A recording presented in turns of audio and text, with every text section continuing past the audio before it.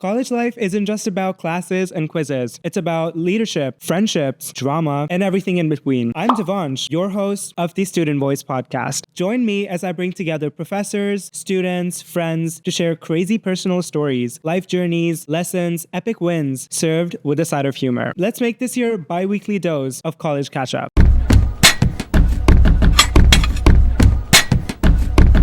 If you're tuning in for the first time, welcome. And if you're a regular listener, here's a little recap of our previous episode. In the last episode, we talked about career skills and your career development.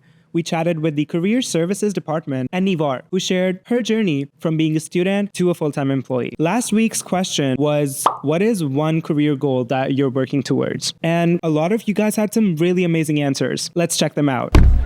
Hey there, I'm really passionate about teaching kids in a childcare. So after my graduation, I'm hoping to be a facilitator and an ECE educator in a very good childcare over here in Canada. So my career goal is, just find a fire alarm technician because I'm very eager to get on the field and start working with my hands because I'm a visual learner. My career goal after I'm done school is to go into criminology and become a criminal social worker. My career goal is to actually get my BSW and get a job in the social work field. Now I realize that engineering is not my field. I want to go more into psychology. I realize that going into psychology will help me and I can help other people too, understanding how things work and how emotion works. So yeah, that's my goal.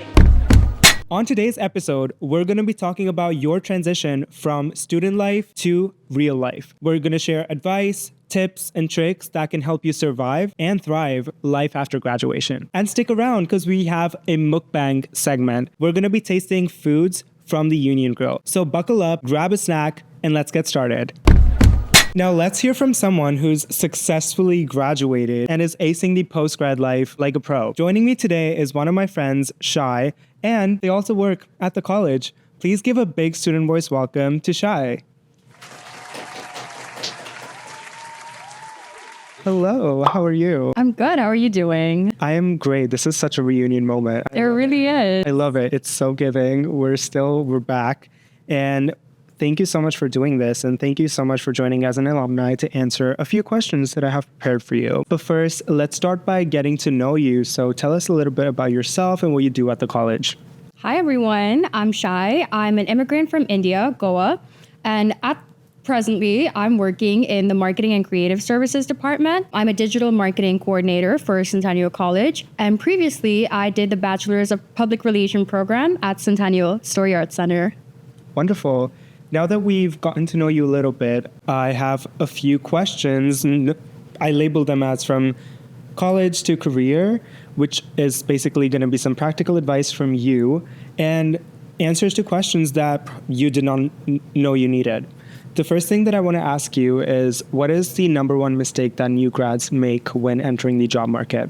So I've been very blessed to have my job 6 months before I graduated. But I feel like if I were to be in the job market right now, I would tailor my resume to be ATS friendly. ATS is basically a system that filters out resumes based on how appropriate it is to the job description. So certain resumes get pushed to the bottom if it doesn't really have that kind of format. So I would say learning how to hack ATS would be a big pro in the already competitive job market. Wonderful. According to you, what's the most important, quote unquote, adulting skill do you think fresh graduates need? I would say budgeting, learning how to live within your means and learning to put aside a little bit of money from every paycheck, I think is so important. It can always come in clutch on a rainy day. If you're in between jobs, if you're running a little bit short on rent, it's always there and it has your back. I would also say learning how to cook for yourself. It's so easy to get DoorDash and takeout every day of the week. But I think learning how to cook for yourself is a really important skill, and it also allows you to connect with your culture.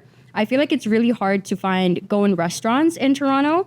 So learning how to cook has given me just this little bit of connection with my mom. Whenever we talk and we're all caught up on each other's lives and I still want to talk to her, I'll usually shoot her a text and ask her how to make this one dish that she'd make for me in my childhood. It's called choris pilau. So yeah, I'd say that's the most important thing. I feel a little called out because I hate cooking and I am always DoorDashing or Uber Eats. I do that all the time, but that's a great tip. I could teach you how to cook. Wonderful. I'm down. Let's do it. Now, I know everyone feels this when they enter a new job. It's the imposter syndrome. How do you deal with it? When I first got my full-time job, I had this pressure that I put on myself to be the best version of myself. So I'd say making a Pinterest board with what you imagine your best self to be, and to go along with that, a Spotify playlist of Boss Babe music, Megan Thee Stallion, Cardi B, all of that. And also making up a persona for yourself. Like Beyonce has Sasha Fierce. You could show up as Shy Fierce and be this stunning boss babe. Period. Love that. I'm gonna do that the next time. Well, I do. Like, who's your like idol? Like, who do you? Megan Thee Stallion. Yes, love Megan. And if you had to design a starter pack for fresh graduates, what would you put in it? What kind of things, items would you have in that starter pack? I would have a savings account to put money in every month. I know Toronto's crazy expensive, so I think that's super important. I would put the song Feminine Nomenon by Chapel Roan to give you that extra little boost. And I would also put in a Polaroid camera for all those special moments that you're going to be making after graduation. Love a good Polaroid picture. And what's your best fake excuse to like get out of plans with a colleague without sounding rude? I know it's such a hard thing. So what's your go-to excuse? I think this question is so funny. My go-to excuse is usually that I sprained my ankle. So I'm a Muay Thai fighter. I practice twice a week. So usually I'll say that, I had a bad practice or I rolled my ankle, that kind of thing. And like, how's your ankle now? Oh, it's good. Thank you for asking. Yeah, I love that. And what is the most awkward networking interaction you've had? I think this was probably when we were just coming out of the pandemic and everyone's social skills were a little underdeveloped. So I was at this Toronto creative event and this guy came up to me and he starts networking flawlessly. And it was very professional. The vibes were very much ready to work. And then all of a sudden he started hitting on me. So I was very confused by that. Oh, that's okay. And how did you get out of it? I faked a phone call. Okay, period. It was very awkward. Not the ankle sprain. Love that. And what's your biggest, oh wow, like I miss college, I miss student life moment?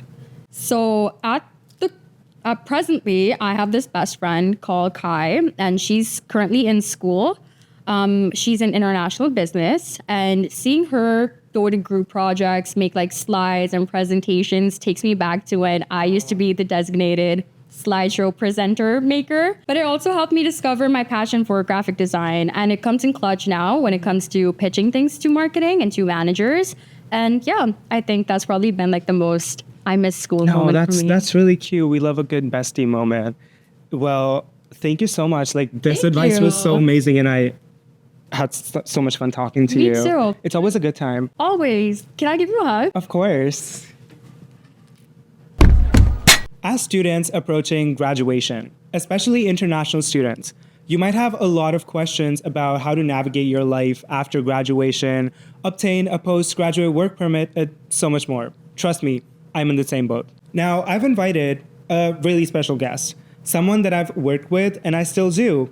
Her name is Jennifer from the International Student Services Department. Please give a huge student voice welcome to Jennifer.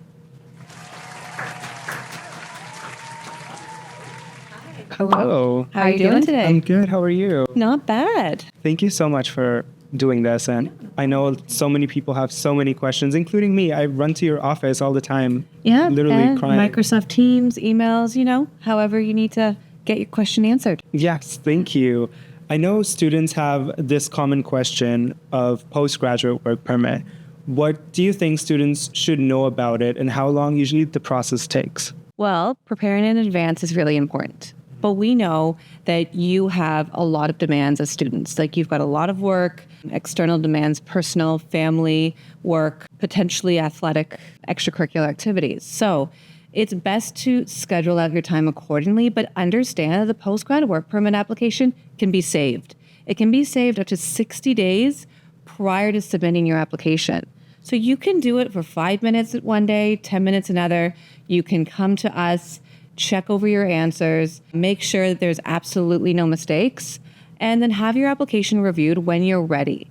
So we can review your entire form. We can review, make sure that you're uploading the correct graduation documents, and we can make sure that it's a perfect, seamless application, not just for yourself, but also for your family.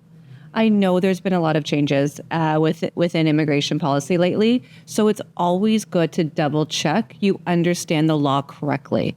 So plan ahead, drop in, see us, even if it's just a quick 5-minute question or you want to book a 30-minute appointment. We are here to help you and your family reach your long-term goals in the country. And we know that's working, utilizing your skills that you've gained at Centennial, and maybe becoming a permanent resident in the country. And we want you to accomplish those goals and develop a wonderful career. So don't make a little mistake. Plan ahead about 60 days in advance. But the entire application, if I go right back to the beginning of this question, probably will take at least 3 hours from start to finish. Which is not bad if you divide it. Yeah, and that's just considering how long it's going to take you to scan a document, right? Sure. Well, speaking of the long-term goals in the country, most of the international students aim to obtain a permanent residency. Yes. Does the college support to obtain that in any way? Over the last couple of years, we've started to expand our services in this area. So last fall, we actually hosted a webinar with our partner law firm on Express Entry, which is recorded on our website. Now, this is from the fall semester, and there has been a lot of policy changes. So every term, we do hope to launch new Express Entry sessions, and it's always good to double check that there has been no recent changes, even in the last week, to the video that you're watching. So if you're watching a video that's in the past, double check that nothing's been changed. We also hosted a session on the Ontario Immigrant Nominee Program. But what I say to all my students is come in and tell me your circumstance. Tell me what your goals are, what your long-term plan is, and let's figure out what your obstacles are going to be.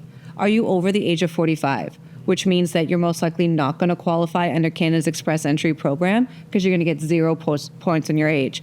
Which means I'm going to share you resources to every single provincial nominee program across the country.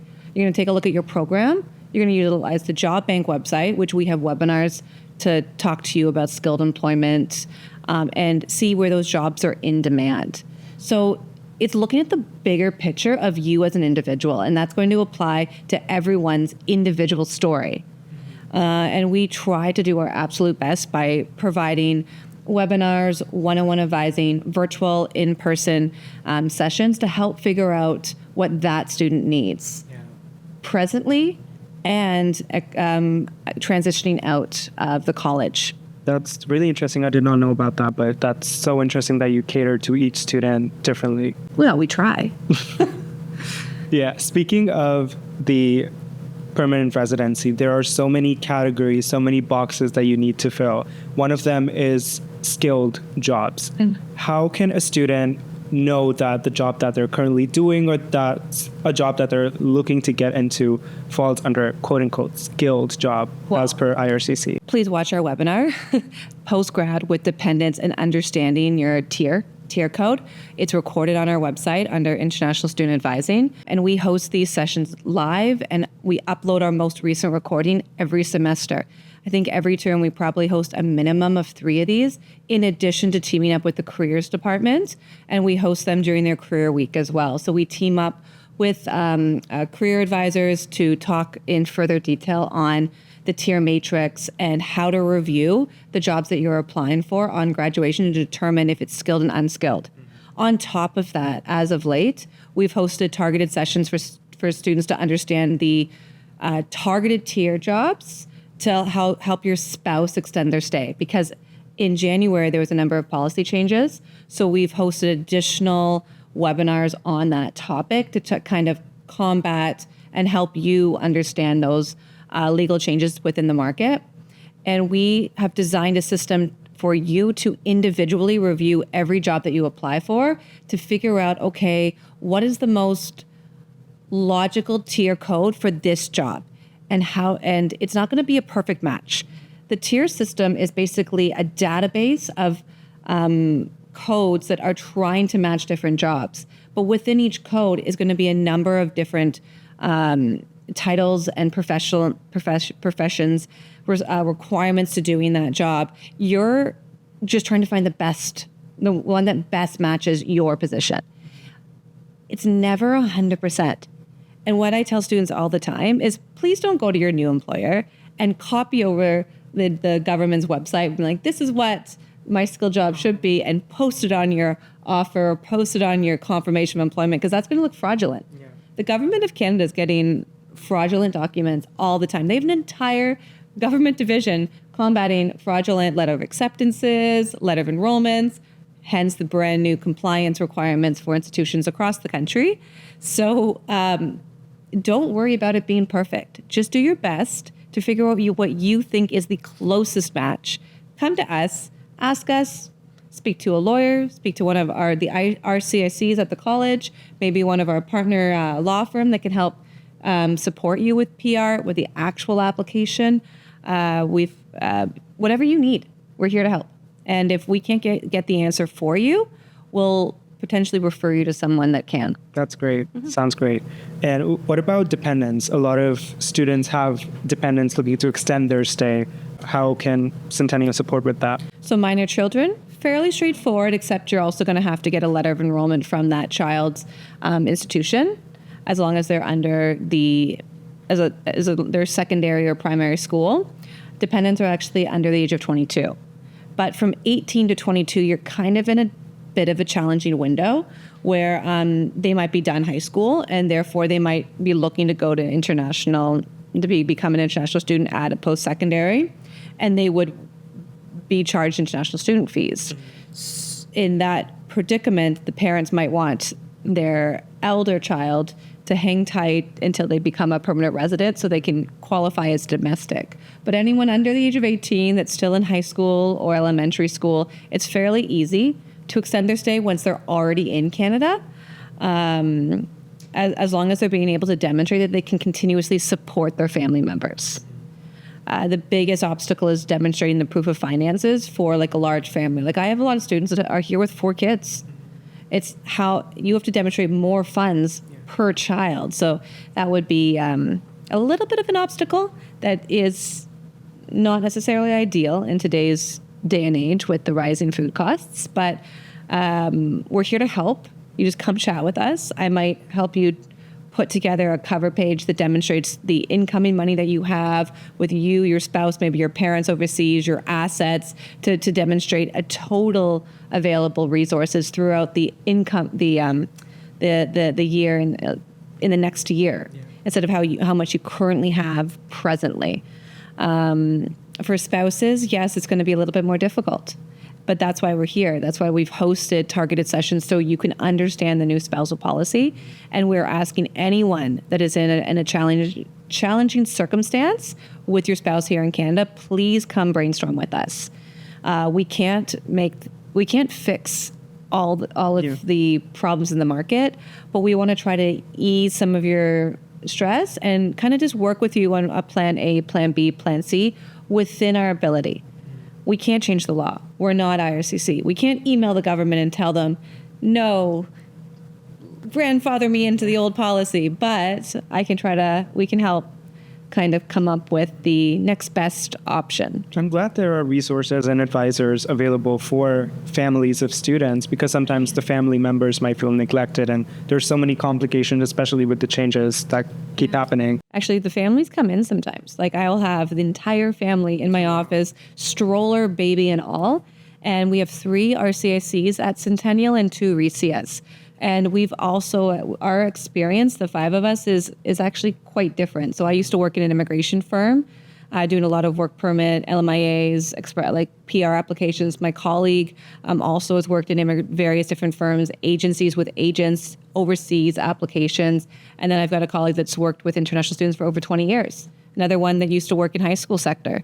So our area is quite broad, and we each have our own experience to bring to the table. And we also team up with external ICSCs outside of college to review policies. Our partner law firm that we gained a couple of years ago, we all work seamlessly as a unit to the best of our ability to give you the right information. Because there's a lot of lawyers and consultants that give you the wrong information. And please, please do not come to my office and say, well, my friend said. Because 99% of the time, your friend's advice is just a rumor or it was read on a forum that is not 100% accurate. Please get the right information. That's our job. So trust us in doing so.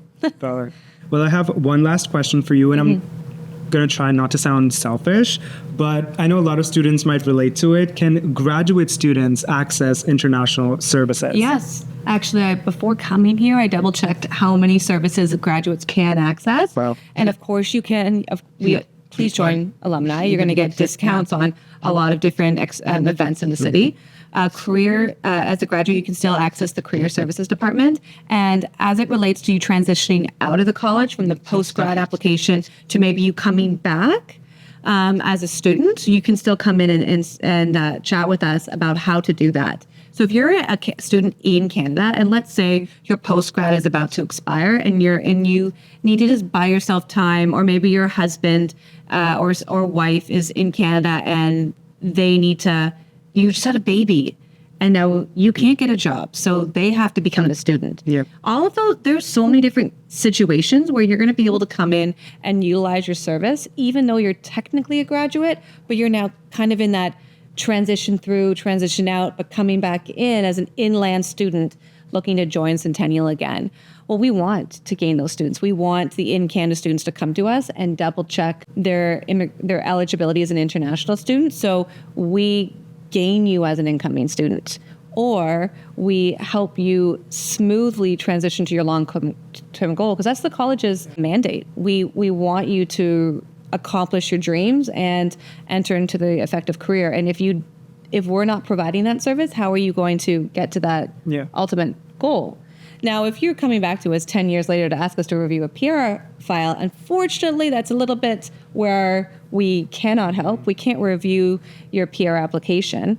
But as it relates to your post-grad resources for your next step in your journey, as well as maybe figuring out a way for your family to stay in the country, as that maybe that's coming back as a student, bumping up your points under express entry from a 2-year to a 3-year program, all of that we support with. Perfect. Well, thank you so much for chatting with me. No. I know our international student audience will gain so much from this talk that we had right now. And thank you so much for contributing your time. No problem. Anytime. Yeah, thank you for watching. Yes, and come drop into C209 at Progress or see one of the international student advisors at any of the 5 campuses. We have support across every campus. Love that. Thanks. Thank you. All right, now it's time for the moment you've all been waiting for. It's the Union Grill Taste Test. It's the mukbang that I've been wanting to do for so long, and I've been famished all day and I can't wait to dig in. Joining me today is Justine, a fellow foodie, and the team lead at Union Grill. Please welcome Justine. Hello. How are you? Same here. How are you doing? I'm good. How are you? I'm good. I am so grateful for you to agree to do this, and I can't wait to try the food that you've prepared for us today. So, we'll start. Oh my God, I'm not ready. I'm not ready. Literally, I am not ready. Let's start off by getting to know you a little bit and a little more about the Union Girl. Hi, everyone. First of all, thank you for inviting me here. And this is my first ever podcast. And I don't know what to do. I hope I'm going to do You're going to be great. Trust me, you're going to be great. Yeah.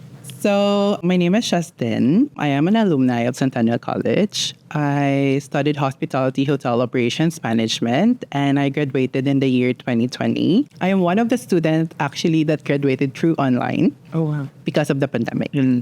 Yeah. So, I started my journey here in CCSAI in the year 2019. And that is also the start of my journey as an international student coming from the Philippines. And I joined CCSAI as a part-time operations staff. And I work in Union Bar and Grill. And how's that experience been so far for you? So far, it's amazing. The people in CCSAI everyone is so amazing. Especially my my boss. Shout out to my boss, Jonathan. Well, as much as I love hearing you talk, I am honestly so ready to dig into the food part of it. So let's just bring up a lineup of these most popular dishes here at the Union Grill. So what we have here is our new item. So this is our bao buns. It's our new item released this semester. So we created this because there are some random suppliers that wanted to check if their items will work for us.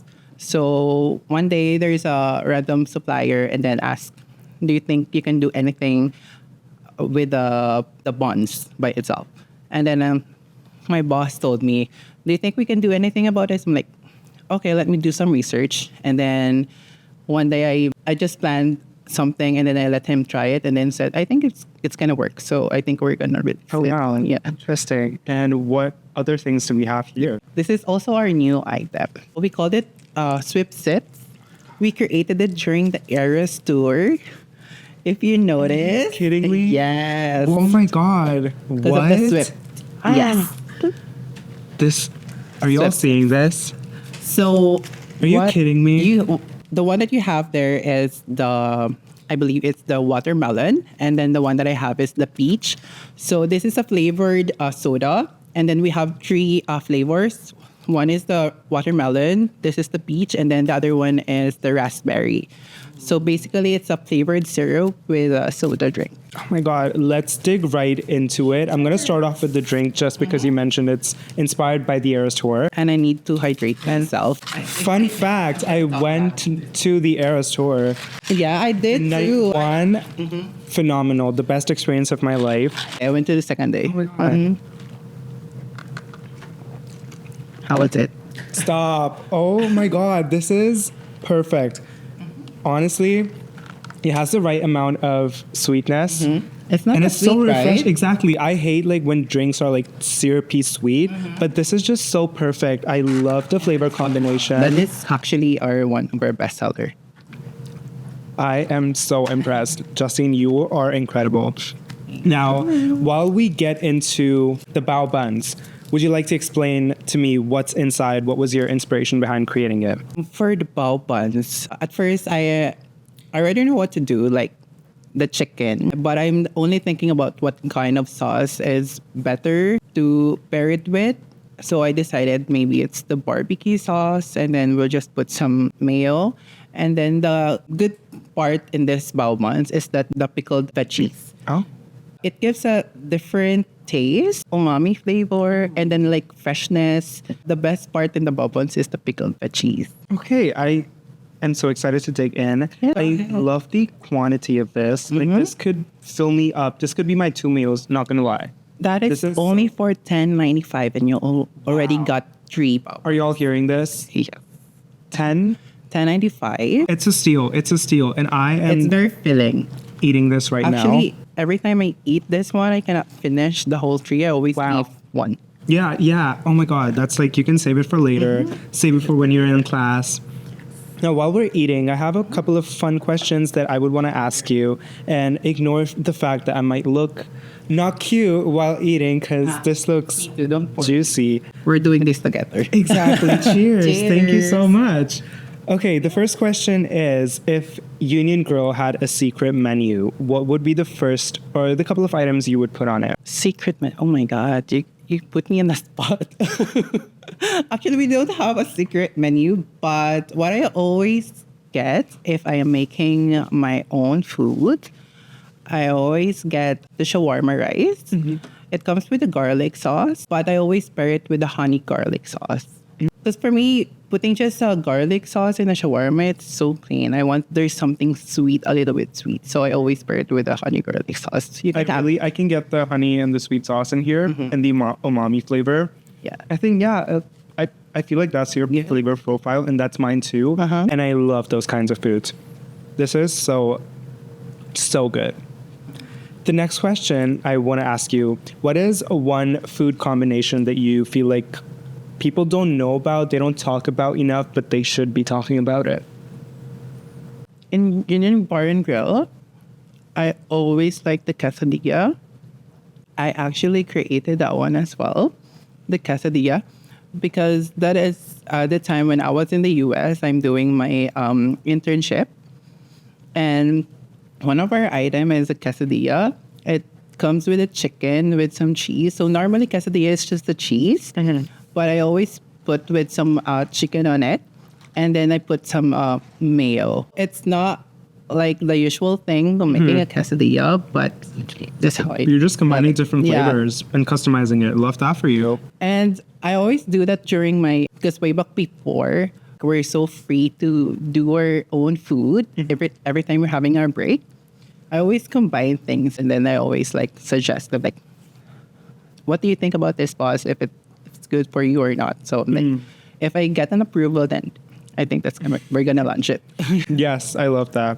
And speaking of combining things, what was the hardest thing to perfect on the menu? Because you've created so many things on the menu. What would you think was the hardest one?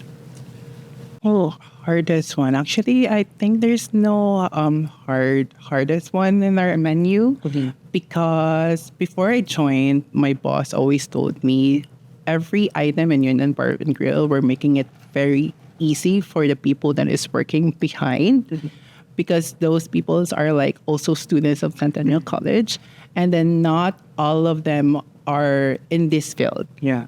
Like, some of our workers are taking engineering, Everyone's chefs. Like, not everyone is chef. Not everyone is like educated how to do in the kitchen. Some of them are get cut themselves or burn themselves. So that's why we're trying to make everything very easy for them.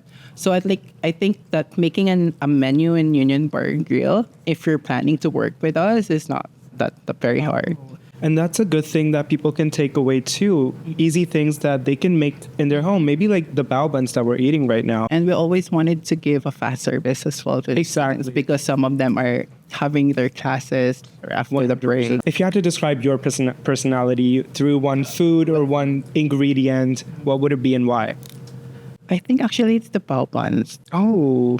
I want to project myself something fresh, but at the same time very nice, filling, soft. Oh. And Wholesome. Wholesome, yes. Yes. Exactly. But there's something like kick. Yes, there's a little bit of a kick to it. Yes, interesting. And if might get a little controversial, what do you think is the most overrated food trend that you despise? Overall, A dish, a trend, anything that you think should not deserve the hype that it has. I am not really a fan of oysters. Okay. I don't like the taste. I mean, I eat some seafoods, but loving oysters is not for me. No, that's fair, Seafood, especially seafood, it's not everyone's cup of tea. Do you have any seafood items at the Union Grill? We used to have some fish and chips. We stopped it, but we're trying to bring it back because there are some people that are looking for it. Oh, wow. Interesting. Well, this was so much fun. I can't wait to devour this whole thing. Off camera, literally, I'm going to be getting all messy. I'm wearing some parts are like beige and white, probably going to drip with all the juices inside. Thank you so much, Thank you Justin, so for much. doing this. Thank you. It was incredible chatting with you. And if you haven't done so yet, run to Union Grill right now and check out these items because they're definitely worth it. Thank you so much. Thank you. And that wraps up this week's episode of the Student Boys podcast. I want to thank all you viewers and listeners for joining us today, and the amazing guests for sharing their insights, and of course, the delicious food from the Union Grill. But before we go, here's the question of the week. I want to ask you, what's your go-to campus food spot? And what's your go-to food order? Send your answers by DMing us, leaving a comment, sending a voice note, because your answer can be featured on our next episode. And remember, don't forget to share this episode with your friends. This is your host, Devansh, signing off. Until next time, bye.